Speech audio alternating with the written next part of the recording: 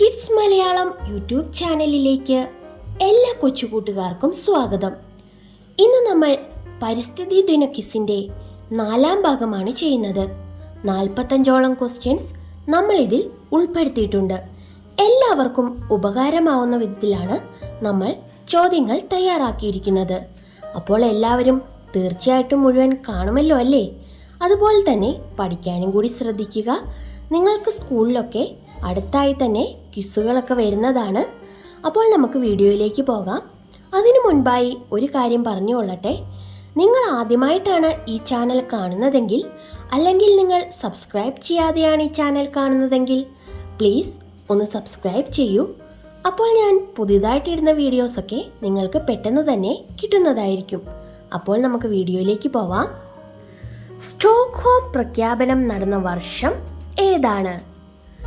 1972 June 5 മുതൽ 16 വരെ നടന്ന ഈ ഉച്ചകോടിയുടെ ഓർമ്മയ്ക്കായിട്ടാണ് ജൂൺ 5 നാം പരിസ്ഥിതി ദിനം ആചരിക്കുന്നത്.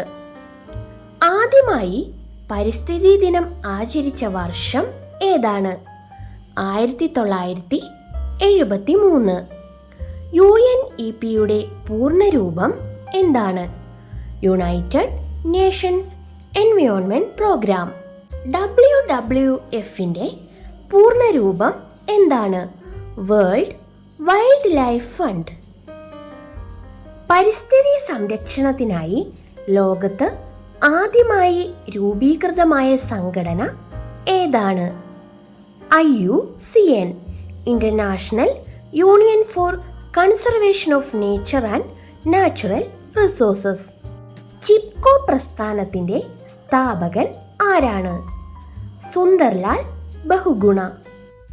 ക്യോട്ടോ പ്രോട്ടോകോളിൽ ഒപ്പിടാത്ത രാജ്യങ്ങൾ ഏതൊക്കെയാണ്? America, Australia. Madhav Gadgil report പുനഃപരിശോധിക്കുവാൻ കേന്ദ്ര സർക്കാർ നിയോഗിച്ച കമ്മീഷൻ തലവൻ ആരാണ്? കസ്തൂരി രംഗൻ. പരിസ്ഥിതി സംരക്ഷണ നിയമം നിലവിൽ വന്ന വർഷം ഏതാണ്? 1986. സ്ട്രോബിലാന്തസ് കുന്തിയാന ഏത് പൂവിന്റെ ശാസ്ത്രീയ നാമമാണ്? നീലക്കുറിഞ്ഞി. നീലക്കുറിഞ്ഞിയുടെ സ്റ്റാമ്പ് പുറത്തിറക്കിയ വർഷം ഏതാണ്? 2006. ഇന്ത്യൻ പരിസ്ഥിതി പ്രസ്ഥാനങ്ങളുടെ മാതാവ് എന്നറിയപ്പെടുന്നത്? ചിപ്കോ പ്രസ്ഥാനം. ഇന്ത്യയിലെ സുഗന്ധവ്യഞ്ജന സംസ്ഥാനം ഏതാണ്? കേരളം. 17ാം നൂറ്റാണ്ടിൽ 100-ലധികം പണ്ഡിതന്മാരുടെ സഹായത്തോടെ ഡച്ച് ഗവർണർ തയ്യാറാക്കി ലാറ്റിൻ ഭാഷയിൽ 12 വോള്യങ്ങളിലായി പ്രസിദ്ധീകരിച്ച വിഖ്യാത സസ്യശാസ്ത്ര ഗ്രന്ഥം ഏതാണ്?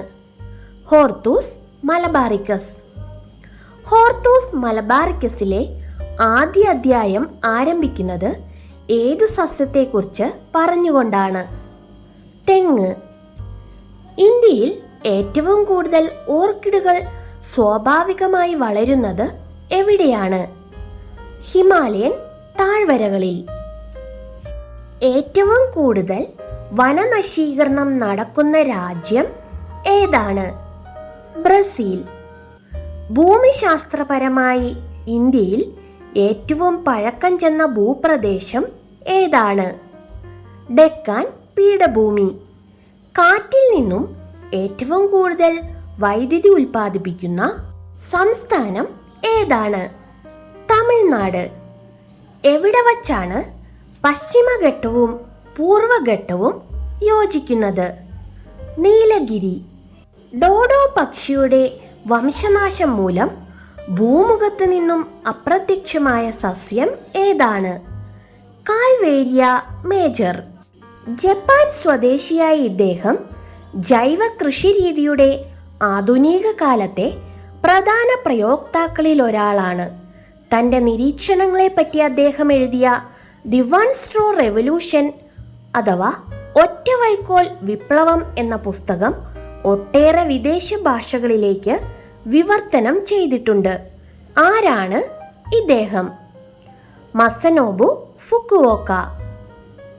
ലോകത്തിലെ ഏറ്റവും തെക്കേ അറ്റത്തുള്ള അഗ്നിപർവ്വതം ഏതാണ്?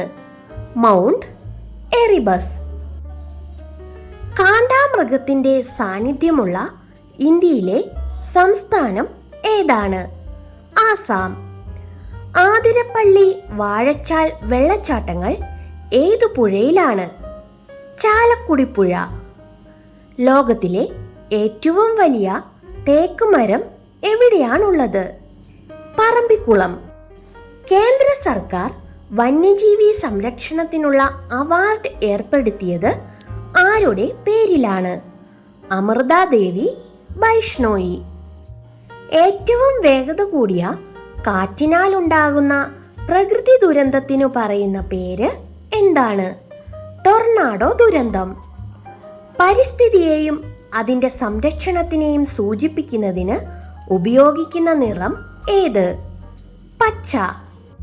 ഓസോൺ പാളിക്ക് വിള്ളൽ വരുത്തുന്ന ക്ലോറോ ഫ്ലൂറോ കാർബൺ അഥവാ CFC പുറത്തുവിടുന്ന പദാർത്ഥങ്ങൾക്ക് കാർബൺ ടാക്സ് ആദ്യമായി ഏർപ്പെടുത്തിയ രാജ്യം ഏതാണ്? ഫിൻലാൻഡ്. സഹ്യാദ്രി ടൈഗർ റിസർവ് ഏത് സംസ്ഥാനത്തിലാണ്? മഹാരാഷ്ട്ര. ആഗോള താപനത്തെ പറ്റി ലോക ശ്രദ്ധ ആകർഷിക്കാൻ എവറസ്റ്റിന്റെ ബേസ് ക്യാമ്പിൽ മന്ത്രിസഭാ യോഗം നടത്തിയ രാജ്യം ഏതാണ്? നേപ്പാൾ. ലോകത്തെ ഏറ്റവും വലിയ ഒഴുകുന്ന സൗരോർജ നിലയം നിർമ്മിക്കുന്ന രാജ്യം ഏതാണ്? ചൈന. കേരളത്തിലെ ദേശീയ ഉദ്യാനങ്ങളിൽ ഏറ്റവും ഉയരത്തിൽ സ്ഥിതി ചെയ്യുന്നത് ഏതാണ്? Eravikulam national park. ഇന്ത്യയിൽ ഏറ്റവും കൂടുതൽ കുങ്കുമം ഉൽപ്പാദിപ്പിക്കുന്ന സംസ്ഥാനം ഏത്? ജമ്മു കാശ്മീർ. നേപ്പാളിൽ എവറസ്റ്റിന്റെ ഭാഗങ്ങൾ സ്ഥിതി ചെയ്യുന്ന ദേശീയോദ്യാനം ഏതാണ്? Sagarmatha national park. ഇന്ത്യയിലെ ആദ്യ തേനീച്ച പാർക്ക് നിലവിൽ വന്ന ജില്ല ഏതാണ്? ആലപ്പുഴ. 2015 സെപ്റ്റംബർ 27 തൻ്റെ 78ാമത്തെ വയസ്സിൽ അന്തരിച്ച ഇദ്ദേഹം കേരളത്തിലെ കണ്ടൽക്കാടുകളുടെ സംരക്ഷകൻ എന്ന് അറിയപ്പെടുന്നു. ആരാണ് ഇദ്ദേഹം? കല്ലേൻ പൊക്കൂടൻ. ഇടുക്കി ജില്ലയിലുള്ള ഈ ദേശീയോദ്യാനം വരയാടുകളുടെ സാന്നിധ്യം കൊണ്ട് ലോകത്തിന്റെ മുഴുവൻ ശ്രദ്ധാകേന്ദ്രമാണ്. ഏതാണ് ഈ ദേശീയോദ്യാനം? ഇരവികുളം ദേശീയോദ്യാനം. ആഫ്രിക്കയ്ക്ക് പുറത്ത് സിംഹങ്ങളെ കാണുന്ന സ്വാഭാവിക വനപ്രദേശമായ ഈ ദേശീയോദ്യാനം ഗുജറാത്തിലെ ജുനഗഡ് ജില്ലയിലാണ്. 1975 ഏഷ്യൻ സിംഹങ്ങളെ സംരക്ഷിക്കുന്നതിനു വേണ്ടിയാണ് ഈ ദേശീയോദ്യാനം രൂപീകൃതമായത്. ഏതാണ് ഈ ദേശീയോദ്യാനം? ഗിർ നാഷണൽ പാർക്ക് അഥവാ ഗിർ ദേശീയോദ്യാനം. സംസ്ഥാന വിദ്യാഭ്യാസ വകുപ്പും വനം വകുപ്പും സംയുക്തമായി സംഘടിപ്പിക്കുന്ന വനവൽക്കരണ പരിപാടി ഏതാണ്? എൻ്റെ മരം. കേരള കാർഷിക സർവകലാശാലയുടെ ആസ്ഥാനം എവിടെയാണ്? മണ്ണുത്തി, തൃശൂർ. കേരളത്തിൽ ഏറ്റവും കൂടുതൽ ഭൂമി കൃഷി ആവശ്യത്തിനായി ഉപയോഗിക്കുന്ന ജില്ല ഏതാണ്? പാലക്കാട്. അവസാനത്തെ ക്വസ്റ്റ്യൻ കിഡ്സ് മലയാളം ടീമിനുള്ളതാണ് കേട്ടോ. ക്വസ്റ്റ്യൻ ഇതാണ്: കേരള ജൈവ കൃഷിയുടെ ബ്രാൻഡ് അംബാസിഡർ ആരാണ്? ഉത്തരമറിയാവുന്നവർ താഴെ കമൻറ്റ് ചെയ്യണേ. അപ്പോൾ പുതിയൊരു വീഡിയോ ആയിട്ട് നമുക്ക് വീണ്ടും കാണാം. Thank you for watching.